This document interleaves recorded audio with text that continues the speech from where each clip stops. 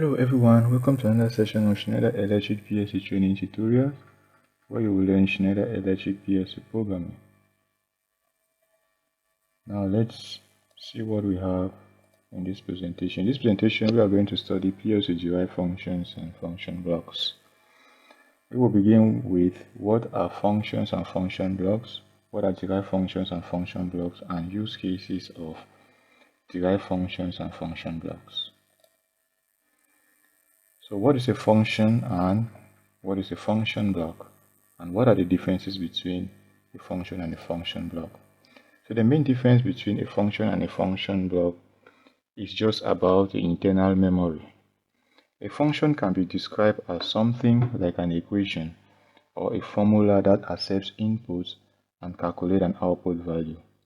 It always returns the same output value for the same inputs, while a function block relies on the internal memory. This makes it possible to have different output value with the same input because there is another value stored in the memory that has an impact on the final output value. It is important to know that function blocks form the basis of function block programming diagram, which we reviewed in the early part of the tutorial series. And it is one of the graphical language found in the IEC 61131-3 standards out of the 5. So the other graphical languages include the sequential function charts, also called graph sets, or the ladder diagram called LD. And the textual programming languages include instruction lists and structured text. Now, what is a derived function block or a derived function? Derived functions and function blocks are user defined. So we'll talk about derived, it means that they are user defined and they are not found by default in the function block libraries. So basically it is a function created by the programmer, similar to the function block libraries, which are predefined in the PLC programming software. Derived functions and function blocks are very important in reducing the working time of the programmer for creating a repetitive type of logic. So we are now going to see some of the examples, use cases of function blocks, of derived function blocks. We have been using function blocks so far, where we use different comparators, different math operations. Those are functions. And we have been using function blocks such as timers and counters. Those are function blocks. So let's open our software to see how to use a function block. So I'll go ahead and create a new project. So I will select my processor. I use the Modicon M340, so I'm using the 2020 version. So I'll just click OK. Alright, so my project has loaded up. Now I will I'll start by creating my derived function block. So what basically we want to implement a motor. So I want to create a derived function block for a motor which have several parameters. So this can help facilitate our task if we are working on some operation that is kind of repetitive at some point. So now I will start by creating my derived function block. So I will open this variable and function block table. I'll go to the derived function blocks and I'll call it motor FB. And start populating it with some parameters. So for the inputs, let's say we have a trip command, say we have a fault command. So all of them are boolean. Let's say we have the run command. Let's say we have the stop command. We have the start command. So let's say those are our input boolean variables. At the level of the output, let's say we have the motor outputs. So let's say motor out. It's also a boolean variable. And let's say we also want to control the frequency of the motor. Then we are going to put it under the in out. So I'll call it frequency. So I'll just call it freq. And now let's say we have a set point. Let's say we have a frequency set point value, and I will set that frequency set point value. We are going to give it to some value. So we'll change the type to decimal, to integer, sorry. And next, we now have to create a function under section which will manipulate our operations. Click here to create a function. So it's under section, so we can say moto. We can just say moto function. Alright, so ask us to select the language. We are going to do it with ladder. It has been created here. What I have to do now is to analyze the project. Okay, after analyzing the project, I will open this session and I'm going to start writing the logic. So let's say that this is our start, this is our trip, and this is our stop, and this is our fault. So here we are going to give this start,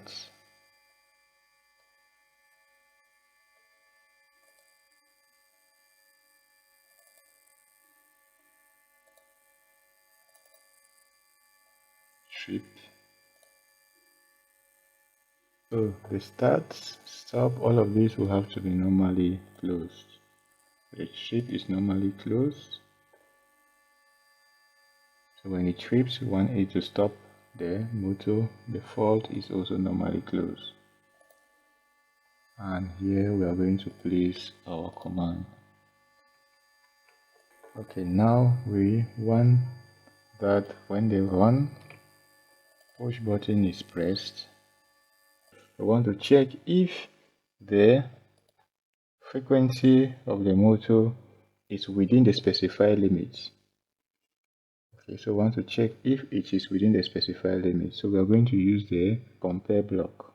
Okay, so I'll place compare here. Now I'll put a function here. Okay, so we want that if the frequency is less than, so we want that frequency, okay, so freq less than, if it is less than 45, okay, so we are talking about 45 hertz, or the frequency is greater than 55.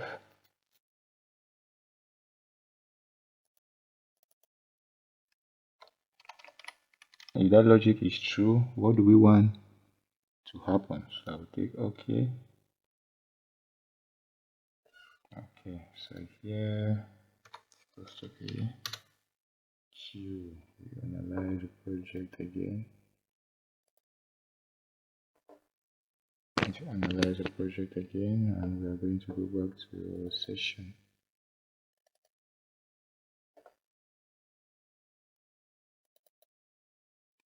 So what does it say?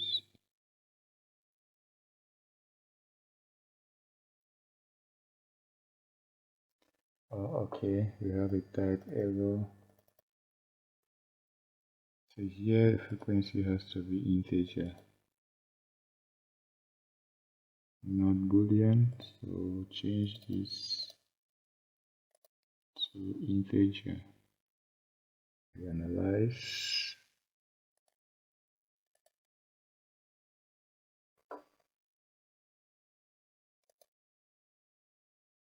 Okay, so everything seems good now.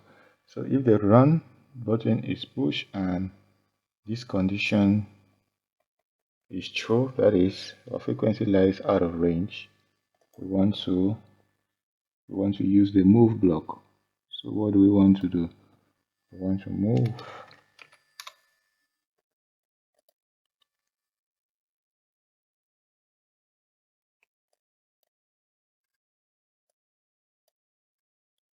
So we want to move the preset value.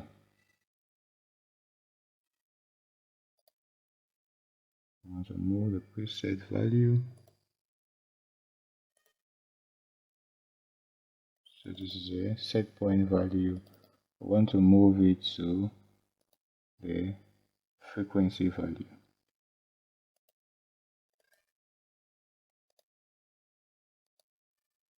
So if this condition is false, we want to do that. Okay. Otherwise, what do we want to do? Otherwise, what should we do? So otherwise, we just want to move this value. So we use another move command.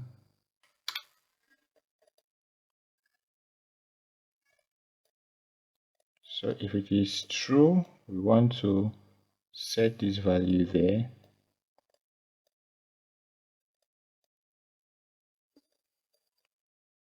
Otherwise, we just want to set, so I'll put a negation here. Okay, if you're not,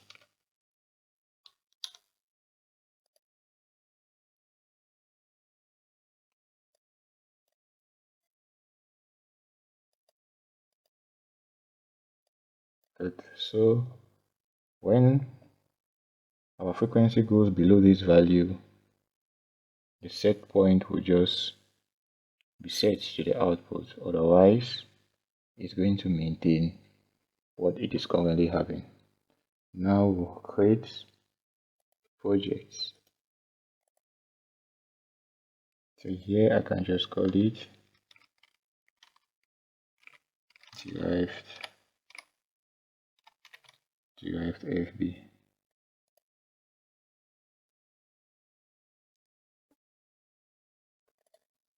Now let's build a project. So now I'm just going to go to my library. Since I've already created that function block, I'll go to my library, and this is the function block which I created. I'll just drag it to the environment. Okay, so I can close this, and now this is the function block. All right, so we can now start putting variables. So I will enable the block for the first thing. So the trip, I'll call it trip.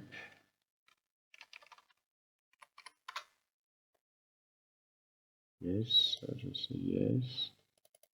The fault, I'll call it fault. Or let's see, yeah, let's say fault.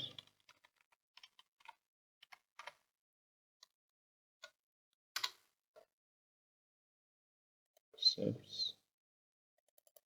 Run, I'll call it run.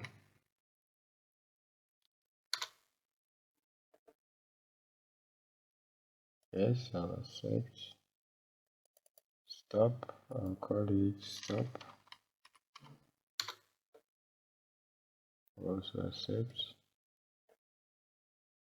Start, I'll call it start.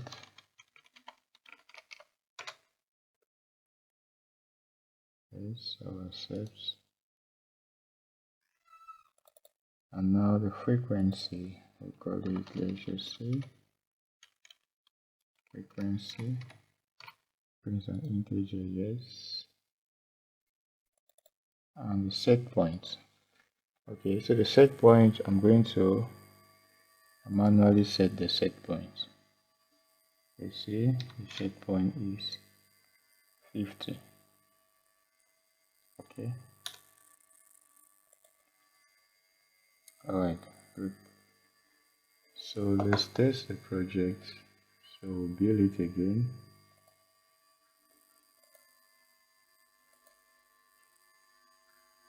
I hope now we have no errors.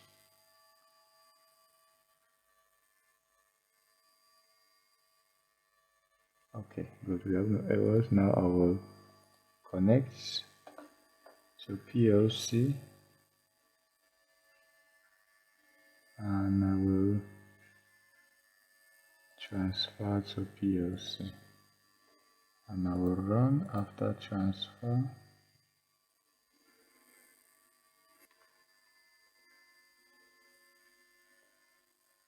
Okay.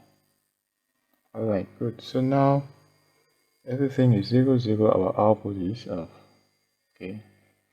So the first thing is you have to start the system.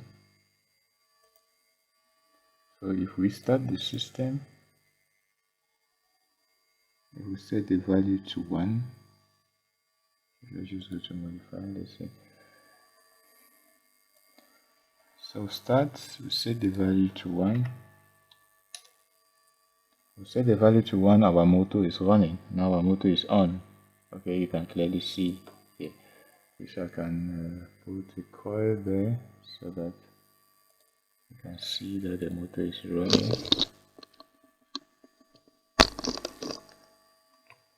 So I will just say motor out. Okay, so I'll just say motor. Keep it that way so there should not be name conflict here. Okay, now I'll go back. So I'll build a project again. It should take us to the online mode once more.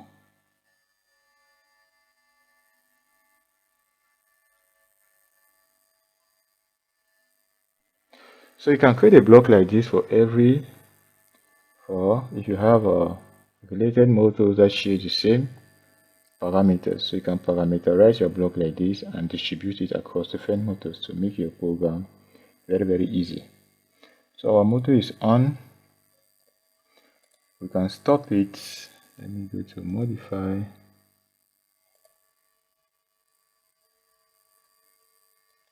We can stop it if we set this to 1. The motor should go off. Good. The motor is off. We can set it back to 0. The motor comes on. So if any of these goes high, the motor will be off. Okay.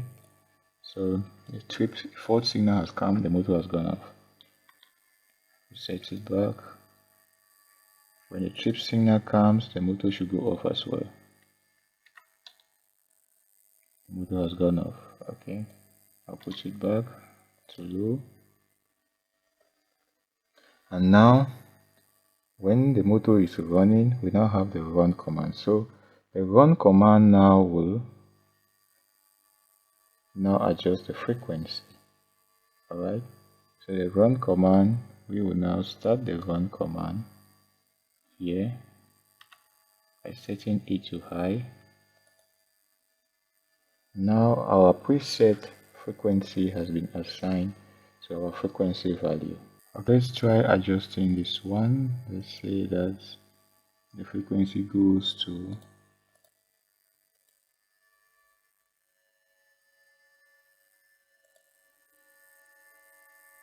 let's say the frequency value goes to 45. So it is now 45. Let's say the frequency value goes to 44. Good. So any value above 45 or below 45 will be set to 50, and any value below 50 above 55 will be set to 50. So this is 55 acceptable. The moment I go to 56, it sets it to 55. Okay, so we use it now to adjust our frequency value. And you can as well create multiple motors if they share the same properties, like I said earlier, by bringing this function block to this environment. And we can do that by just going to the function block tab, where we can access all our functions, and here is the function we just created. We can bring it to the environment.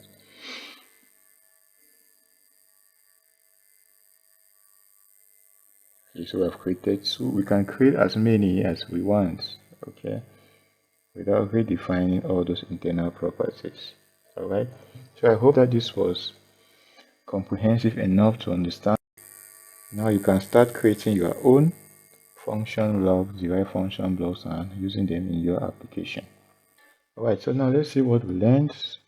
So we studied what functions and function blocks are, what derived functions and function blocks are, as well as how to use function blocks. Okay. Alright, so in the next video we are going to look at how we'll see how you can copy a custom derived function block to another project and use it as if it was an internal function block, or use it as if it was a default function block. So you can create a function block and put it in the library and use it across different applications. So that's what we are going to look at in the next video. Okay, so please, if you like this video, give it a thumbs up, share it with your community, with your friends, and don't forget to subscribe. If you didn't understand anything in this video, please do well to put it in the comment section down below. Alright, and if you like me to make another video of this, please also drop it in the comment section down below. So thanks for watching and see you in the next video.